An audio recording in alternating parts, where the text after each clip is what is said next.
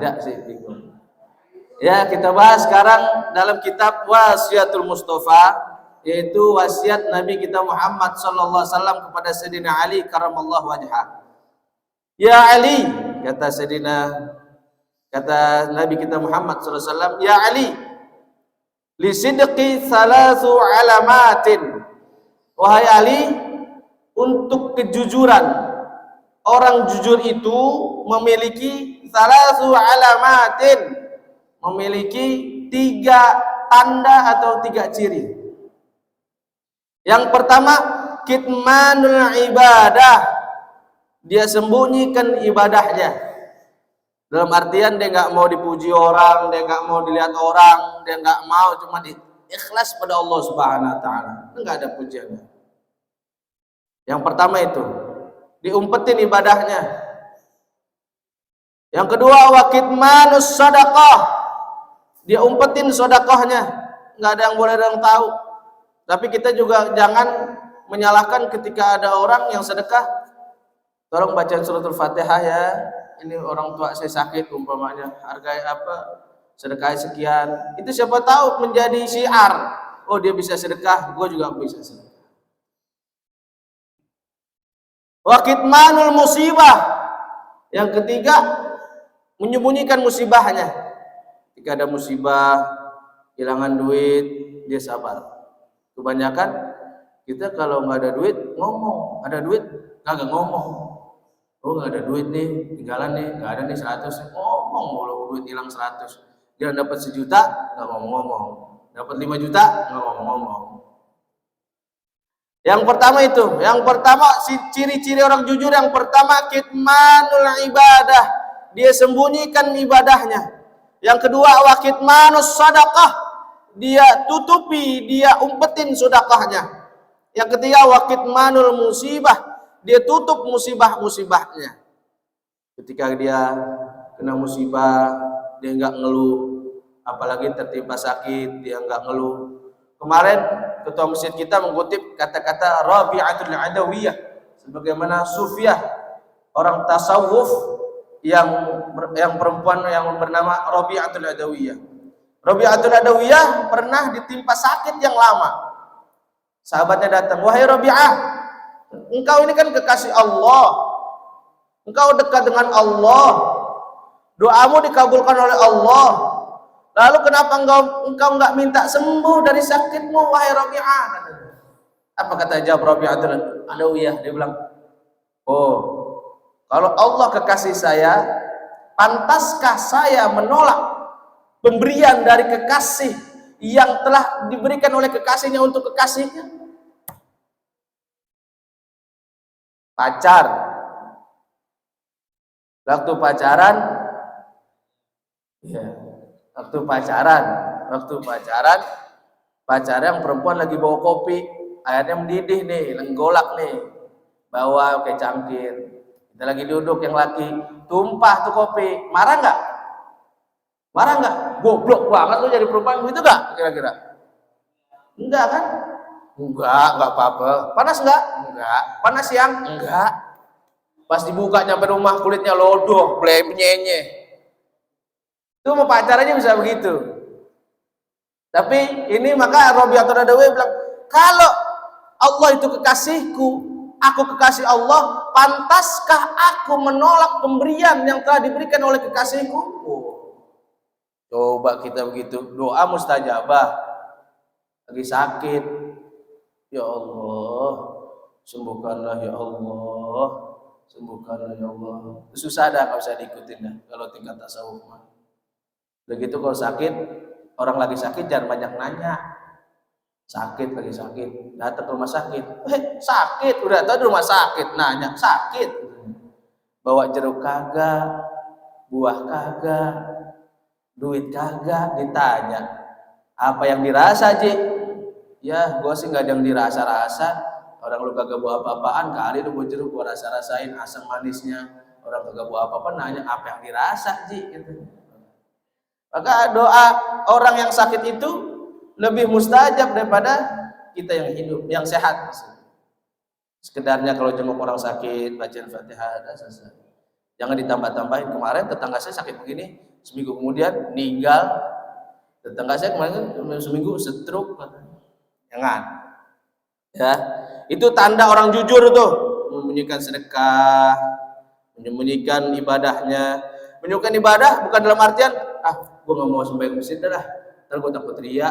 Kata Fudail bin Iyad dalam kitab Al-Kabair, dia bilang orang yang meninggalkan amal soleh itu karena manusia, karena takut dibilang riya, itu riya.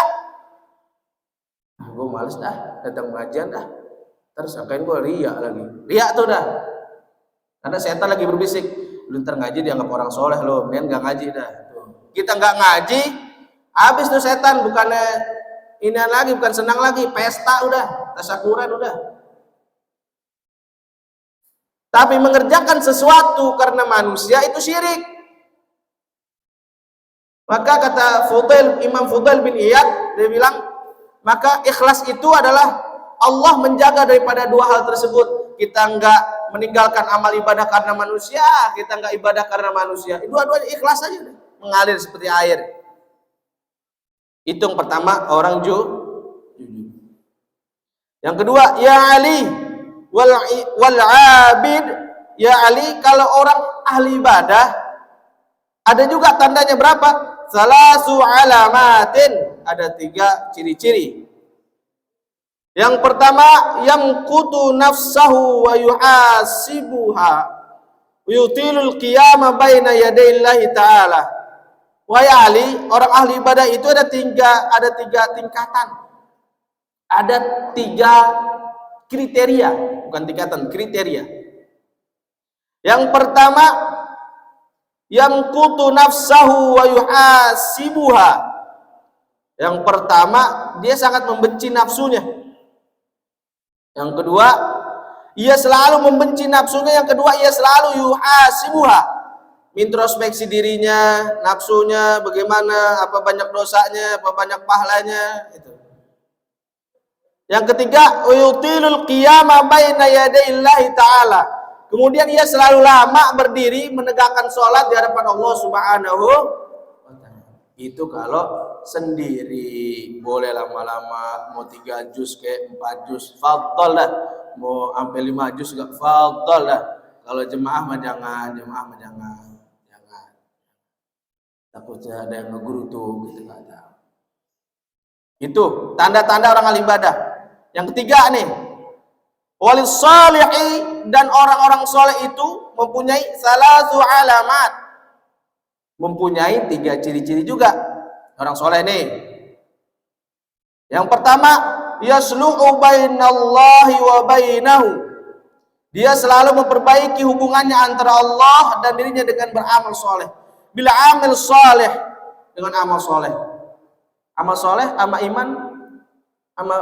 iman itu pada Allah nggak bisa dilepaskan, karena orang beriman identik dengan amal soleh, dan amal soleh pun sia-sia kalau tidak beriman.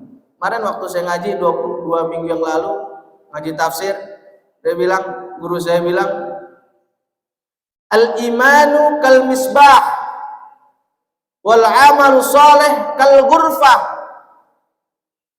Iman itu seperti misbah, lampu. Ruangan kalau nggak ada lampunya gelap nggak? Nggak kelihatan. Mana yang bagus, mana yang jelek, nggak kelihatan. Kal misbah. Wal amalu saleh, dan amal soleh itu kal ghurfah, seperti ruangan. Contoh, kita punya ruangan gede, satu masjid ini gede, tapi nggak ada lampunya. Bagus nggak kira-kira? Dipasang kaligrafi yang bagus, lampunya nggak ada, bagus nggak? Nggak kelihatan. Kalah kita mau warteg aja karisma, buah lame 15, lampu melulu. Tapi begitu, nah itulah amal dan iman dan amal soleh nggak bisa dilepaskan. Tapi ada ruangannya kecil, sepetak, tapi ada lampunya, kelihatan nggak? Indah kelihatannya. Oh iya, ini ada barang-barangnya, ada duitnya, ada bagasinya, ada segala macam. Itu amal soleh. Ya, amal soleh. Amal soleh yang bisa Karena hanya amal soleh aja yang bisa nemenin kita masuk kubur. Ketika kita meninggal dunia, semuanya ninggalin. Mobil kita, harta kita, semua ninggalin. Kecuali amal soleh. Bagaimana yang telah dicatatkan dalam kitab Ayyuhal Walad, bahwasanya kisah yaitu Syekh Imam Hatim Al-Asam berguru dengan Syekh Syaqiq Al-Balkhi. Beliau ini sudah berguru selama 30 tahun. 30 tahun. Ketika 30 tahun, gurunya nanya, Syekh Syaqiq Al-Balkhi. Fas'aluhu yauman. Aku bertanya nih, kata Syekh Syaqiq Al-Balkhi kepada muridnya, yaitu Syekh Hatim Al-Asam. Dia bilang, qala, berkata Syekh Syaqiq, sahabtani munzu salasina sanatan ma hasalta fiha. Engkau ini, wahai Hatim Al-Asam, udah bersahabat, udah menjadi murid, berguru denganku kurang lebih 30 tahun. Ma hasalta fiha, apa yang kau dapati wahai Syekh, wahai Imam Hatim Al-Asam? Apa kata? Qala, berkata Syekh Imam Hatim Al-Asam berkata, hasaltu thamaniya fawaida minal ilmi. Aku mendapati ketika selama 30 tahun itu mendapati thamaniya fawaidah, mendapati 8 faidah atau keutamaan. Terus minal ilmi, daripada ilmu. Wahya takfini minhu, dan 8 faidah itu cukup bagiku. Udah cukup, enggak perlu banyak-banyak. Li'anni arju khalasi wa najati fiha, dan aku berharap pada Allah agar daripada ilmu itu, dari 8 faidah itu Allah berikan keselamatan.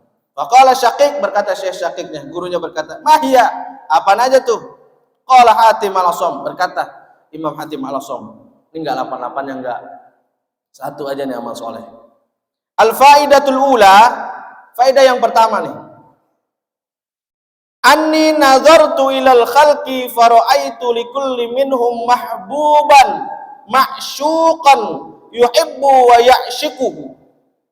Sesungguhnya aku telah melihat daripada makhluk-makhluk ciptaan Allah Subhanahu wa taala, fara'aitu, aku melihat ciptaan Allah itu, manusia itu, likulli minhum, daripada kalian semua itu sebagiannya, mahbuban ma'syuqan, saling cinta, mencintai, saling rindu, merindui. Yuhibbuhu wa ya'shiquhu, dia cinta, rindu, segala macam. Zalikal mahbubi yusahibuhu ilal mardi. Tapi sebagian dari mereka ada yang cinta, yang bisa cinta, yang menemani, cuman sampai dia sakit. Saya cinta, pas sakit ditinggal. Bagi yang pacaran nih, ini Mas umpamanya, Yogi umpamanya, Yogi ada nggak Yogi? Ada kayaknya Yogi ya, ada. Aku cinta padamu, sakitnya nggak ditengokin. Nah, itu yang pertama tuh. Yang pertama, ada orang cinta ketika dia sakit tinggal. Yang pertama, ilal marodi, sampai dia sakit. Ada juga yusahibuhu ilal marodil mauti. Ada yang cinta cuman dia sakit, udah sekarat, meninggal, habis, sudah gak ada lagi, nggak ditemenin lagi. Wa ba'duhu ila safarin qabri, dan kemudian pada nganter dah ke kuburan. Apa yang kubur?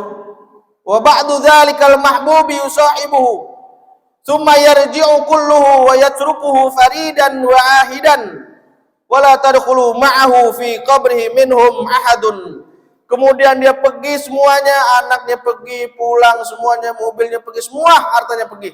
Yang dicintai ketika dia sakit, dia ditinggal, cuman hidupnya doang ditinggal, cuman nggak ada yang masuk ke dalam kuburannya, katanya. Tsumma yarji'u kullu wa yatruku, dan kemudian semuanya itu meninggalkan, faridan, sendirian, wahidan, wahidan faridan, artinya yang sendiri dan sepi di kuburan. Wala yadkhulu ma'ahu fi qabrihi minhum ahadun. Gak ada yang masuk ke kuburan satupun, anaknya, suaminya, gak ada yang masuk, gak ada yang nemenin. Temenin dah, enggak ada. Semuanya pulang. Sendirian di kuburan. Fatafakkartu wa qultu, kata Imam Hatim Al-Asam, dia bilang, kemudian aku berpikir dan aku katakan, afdalu mahbubil mar'i ma yadkhulu fi qabrihi wa yu'anisuhu fihi. Aku mengatakan, sebaik-baiknya kekasih seseorang adalah apa-apa yang bisa yadkhulu ma'ahu fi qabri minhum ahadun. Afdalu mahbubil mar'i ma yadkhulu fi qabrihi yu'anisu fihi. Kata Syekh Hatim Al-Asam, sebaik-baiknya kekasih, sebaik-baiknya yang dicintai adalah ma yadkhulu fi qabrihi wa yu'anisuhu fihi. Apa-apa yang bisa masuk ke dalam kubur dan menjadi wa yu'anisuhu, dan menjadi temannya di dalam kuburan. Amal soleh kita, ngaji kita, puasa kita, sholat kita. Di hadis yang lain, ketika kita punya amal soleh yang banyak, amal soleh kita banyak, rapi semua, ngaji kita semua, ada malaikat namanya Malakul Rahman, ada lagi Malakul Rahman. Ketika ditanya, ketika kita amal soleh kita banyak, kita sedekah kita banyak, nolongin orang banyak, nanti kita pulang pada Allah, kita pulang untuk selama-lamanya, baru ditinggal 7 langkah, datang tuh amal soleh kita. Sebagaimana setampan-tampannya makhluk, kita bangun, kita lihat siapa, apa, man anta ma ra'aitu ahsana minka. Engkau siapa? Aku enggak pernah melihat engkau setampan engkau selama saya hidup. Apa kata makhluk tersebut? Yang tampan, yang ganteng, yang cakep. Apa kata beliau? Ana amaluka fid dunya. Inilah amalmu di dunia. Ketika orang lain pada enggak mau ngaji, engkau tetap ngaji. Engkau ramaikan masjid. Engkau selalu berbuat baik kepada siapapun, beramal soleh. Ini sholatmu, puasamu, inilah amaluka fid dunya, amalmu ketika engkau masih sehat di dunia. Ini aku temani. Ada lagi dalam kitab Khosaisul Ummah Muhammadiyah, kemarin kita ngaji bulan puasa sebulanan sama Pak Amis sama Ustaz Zakaria, guru kita. Ketika kita mempunyai ibadah sholat kita di syahadat kita semua di kanan, di atas kepala, di kanan, di kiri, di kaki, semua belain kita. Ketika ada mau malaikat mau nanya man rabbuka, ada baru mau disiksa, kirain orang nggak bener nih, pas mau masuk malaikat mau azab, dia bilang op dulu, nggak bisa ada di pala, karena ada puasanya, ada sholatnya, nggak bisa. Maka doa kita ketika kita tahiyat, Allahumma ja'al qabrahu rawdatan min riyadil jinnah. Ya Allah, jadikanlah kuburannya dia jadi taman-tamannya surganya Allah Subhanahu wa ta'ala. Karena orang itu sejatinya enggak mati, gelonggotan mati, enggak bakal bisa melihat, enggak. Padahal dia lebih tajam dengerannya. Kalau kita masuk kubur, kata Pak Bambang, Assalamualaikum ya halal kubur. Jangan masuk kubur penumpang anak monyet mau liwat. Jangan. Orang dulu tuh penumpang anak bagong mau liwat. Jangan. Tapi assalamualaikum ya ahlal kubur, masuk. Begitu kalau di kubur jangan suka nakut-nakutin. Ya, kubur malam-malam, nguburin malam-malam banyak yang nakutin. Pintar gimana nih kalau bangun semua ya? Ada gitu ya. Jangan. Suka kesurupan biasanya, jangan. Kemarin kita saya kali kedua nguburin malam-malam kedua. Yang pertama RT 10 almarhum Pak Jupri. Sekarang kemarin muazin kita, bilal kita yaitu Bapak Syuhada. Banyak yang ngantri. Walaupun malam ternyata prosesnya cepat. Itulah kalau orang soleh tuh begitu. Orang soleh ketika kerandai lagi diusung tuh, udah jenazah datang, apa kata amal solehnya, jenazahnya ruhnya tuh bilang, udah qaddimuni, udah cepet udah, jangan lama-lama, jangan pakai ntar, buru-buru deh. Karena amal soleh banyak, dia mau bertemu dengan Allah Subhanahu wa taala. Liqa Allah, pertemuan yang dinanti-nantinya selama dia mencapaikan, dia merasai masyaqqah, keberatan beribadah kepada Allah Subhanahu wa taala. Cepat-cepat. Jenazah datang jam 3, ya Pak Haji ya, jam 3 datang, buru-buru mau ditanam dikubur di mana? Ada yang bilang mau di Jawa di sini, ternyata diputusin di Lemperes. Ada ustadz kita juga, ustadz ada di situ. Jam berapa nih, jam berapa? Wah, kayaknya nggak bisa nih karena cuaca. Udah gitu, Allah kasih adem dulu. Asar tuh Jumat tuh terang. Kita ke Hermina jemput, mendung. Jenazah sampai hujan terus. Kita udah pikir, wah kuburan gak jadi nih, udah gak bakal ditanam sekarang nih, besok pagi jam 7. Kita jalan tak jalan lagi, redak. Dituslah Om Ipung suruh ngecek kuburan. Ya dah, ada berangkat. Akhirnya diputusin mau ditanam hari itu juga. Soal itu saya telepon lah guru kita Ustaz Ade. Iya balik lagi Ustaz Ade. Kita nggak percaya bahwasanya dikuburin hari itu juga, percaya. Akhirnya jam 4:30, jam 5 kurang seperempat dapat telepon saya lagi di masjid. Kuburan udah jadi. Kuburan udah jadi. Lah bagaimana jam 3, jam 4 enggalinya bagaimana pakai beko itu? Allah kasih kemudahan untuk orang-orang soleh. Qaddimuni, udah buru-buru dah. Sampai ada ketinggalan nyelawat, ada datangnya Isa ke kuburan nih sebelah saya. Isa baru ke kuburan, nanya sama kang gali kubur, Pak, yang dari Depok ada nggak Pak? Katanya mau di hari ini. Oh tadi ada Pak, habis maghrib. Lah, saya berarti nggak ada dong, sendirian ya Pak. Usia kesian sama Pak Mamang, kita doain biar panjang umur dah. Amin dah, amin ya. Ya Allah. Itulah. Tapi kalau mayatnya jenazahnya nggak punya amal soleh, apa kata rohnya? Aina tadhhabun, mau dibawa kemana saya? Dulu ada orang yang punya burung beo bisa ngomong Assalamualaikum. Itu orang rumahnya punya burung beo, ada jenazah yang mau dipindahin dari kamar ke ruang tamu. Guru saya cerita, mau dipindahin dari kamar ke ruang tamu. Burung beo yang ngomong, mau dibawa kemana gua? Tuh. Berarti kan semua dengar tuh. Mau semua dengar kecuali manusia. Lah kalau manusia dengar lagi bopong, wah cepetan buruan, dari keranda goyang-goyang ditinggal. Kayak film itu Azab di Indosiar. Indosiar kan filmnya begitu. Enggak tahu jenazah nyemplung lah ke kali. Jenazah kanyut tadi kali. Kuburannya lah meledak juger, apa hubungannya? Pak Pelangir jangan Ustaz aja datang. Marilah kita doa. Subhanallah. Tasbihnya gede-gede. Subhanallah. Kalau orang kuburan kebakar jangan panggil Ustaz, panggil Blangwir.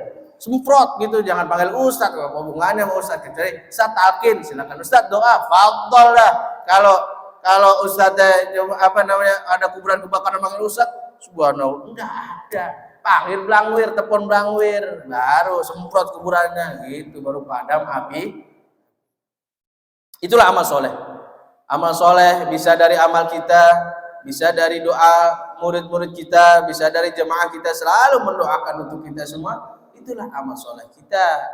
Bisa jadi jangan meremehkan amal soleh, karena kata orang tasawuf bilang la saghair ma'al istimrar walal kabair walal saghair ma'al istimrar walal kabair ma'al istighfar. Enggak ada yang namanya perbuatan baik itu yang kecil, enggak ada. Kecuali ma'al istimrar. Ketika yang kecil-kecil itu dengan istimrar artinya selalu dilakukan jadi banyak. Sedikit jadi banyak. Tapi juga walal kabair, dan enggak ada dosa besar. Walal kabair mal istighfar. Enggak ada dosa-dosa besar, enggak ada dosa-dosa besar kalau digempur, dihancuri dengan istighfar. Dosa-dosa kita juga gitu. La sagair mal istimrar, jangan anggap remeh dosa-dosa kecil. Kalau kita tumpuk jadi amal soleh juga gitu. Dikit jadi walal kabair mal istighfar, dan gak ada dosa-dosa besar kecuali dengan digempur dengan istighfar. Istighfar apalagi untuk orang tua kita, anak doa anak, orang tua anak tua.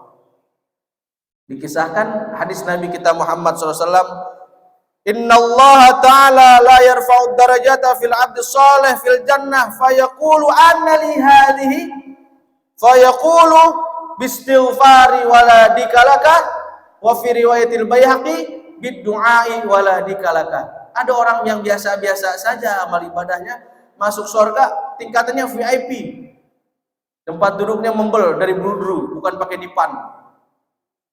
Akhirnya kata hamba soleh ini yang amalnya biasa-biasa saja, anna li hadhihi, ini buat saya surga ini, nggak salah saya masuk surga begini bagusnya, pakai dipan, apa pakai bangku sofa yang bludru, apa nggak salah nih? Apa kata malaikat? Fayaqulu bistighfari waladika laka. Engkau di sini berkat gempuran istighfar dari anak-anakmu. Di dalam riwayat Imam Baihaqi, bidduai waladika laka, dengan doa anak-anakmu ketika orang tua sudah tiada. Kita dianjurkan untuk selalu berdoa untuknya. Allahumma ighfir lahu warhamhu wa'afihi wa'afu. Rabbi ighfirli wa liwalidayya warhamhuma kama rabbayani shaghira. Doa orang tua pada anak seperti doa Nabi kepada umatnya, enggak ada hijab, apalagi doa anak kepada orang tua. Maka kita berdoa, mudah-mudahan kita semua yang hadir pada hari ini dijadikan oleh Allah Subhanahu wa taala orang-orang yang ahli ibadah di hadapan Allah Subhanahu wa taala. Itu yang ahli ibadah. Ya, ahli ibadah. Amal soleh, jangan amal soleh. Jadi kita ulang, ada tanda orang jujur ada 3. Yang pertama, kitmanul ibadah, dia sembunyi ibadahnya dalam arti dia ikhlas ibadah pada Allah. Yang kedua, wa kitmanus sedekah, dia tutupin sedekahnya dalam artian enggak riya pada Allah, pada manusia. Wa kitmanul musibah, dia tutupi musibahnya. Yang selanjutnya, tanda-tanda orang yang ahli ibadah. Yang pertama, yang kutu nafsahu wa yuhasibuhu wa yutilul qiyam baina yadillahi ta'ala. Yang pertama tanda ahli ibadah, sangat membenci nafsunya dan selalu mengintrospeksi nafsunya, dan dia selalu lama berdiri ketika sholat di hadapan Allah Subhanahu wa taala sendiri. Dan orang-orang soleh tandanya yang pertama, yasluhu bainallahi wa bainahu bil amal soleh, selalu memperbaiki hubungannya dengan Allah Subhanahu wa taala dengan amal soleh. Yang kedua tanda orang-orang soleh, wa yasludina bi amali soleh wa yarda linnas ma yarda li nafsi. Yang selanjutnya, orang soleh itu tandanya adalah selalu memperbaiki agamanya dengan beramal, dan yang terakhir dia selalu rela kepada orang lain terhadap sesuatu ia sendiri rela kepada dirinya. Artinya kecintaan pada manusia, artinya sifat sosial pada manusia lainnya itu sangat peka, dilatih kepekaan. Maka ada kalimat, ada ungkapan, terima kah? Udah terima jangan terima belum dikasih. Jadi terima kasih. Siapa orang yang tidak berterima kasih pada manusia, maka tidak bersyukur pada Allah Subhanahu wa taala. Itulah yang pertama tanda-tanda orang jujur. Yang kedua tanda-tanda orang ibadah, yang ketiga tanda-tanda orang soleh. Dan amal solehlah yang dapat menemani kita nanti ketika kita pulang untuk selama-lamanya untuk liqa Allah, untuk berjumpa dengan Allah Subhanahu wa taala. Amal-amal kita lah yang menjadi hujjah, yang menjadi pembela untuk kita semua. Wallahu a'lam bishawab. Warahmatullahi wabarakatuh. Para jamaah sekalian, jangan lupa like, comment, and subscribe YouTube-nya Masjid Darul Rahman Depok Jawa Tengah. Jangan lupa like, share, and comment dan subscribe. Assalamualaikum warahmatullahi wabarakatuh.